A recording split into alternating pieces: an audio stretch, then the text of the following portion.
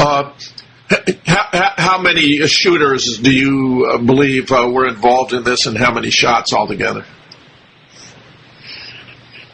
I don't know how many shots there were, but I have been told by pretty reliable sources that there were at least 2 other shooters other than the one up in the book repository.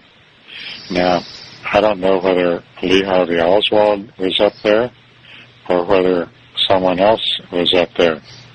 I read one book that put a different shooter up there, and I talked to a person that I consider very reliable and a person who had not read any conspiracy books, who said that the person who used to be, I'll rephrase it, that the person I talked to said that so-and-so was on the grassy knoll. Okay. Now, I asked this person if they had read any conspiracy books. They said no. Now, I looked through conspiracy books, and there was only one conspiracy book that mentioned that name. And that book was written by Sam Giancana's younger brother. You mean Double Cross? Double Cross. Double Cross is the only book up until that time that ever mentioned that individual. Now, when I talked to this person in 2004, someone learned that I was doing a book on the Kennedy assassination, and they said, you should talk to this person. That individual told me in 2004 that the person that's mentioned in Double Cross was on the grassy knoll. Now, that person that Sam Giancana's younger brother mentioned, and the person who was on the grassy knoll,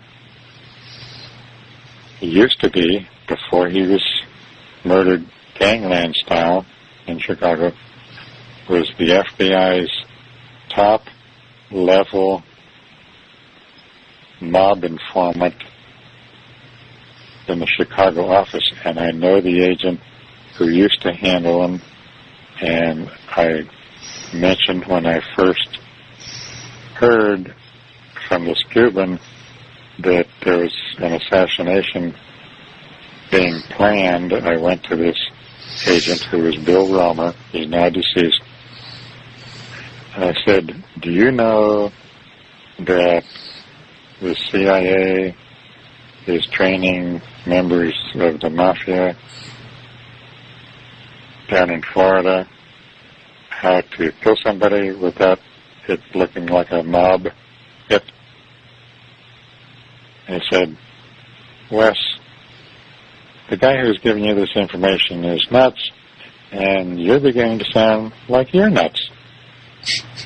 He said, I don't think you ought to tell anybody anything about this, because you're liable to get a mental discharge from the FBI. And I'm thinking, well, okay, you don't want to believe it, you don't want to believe it.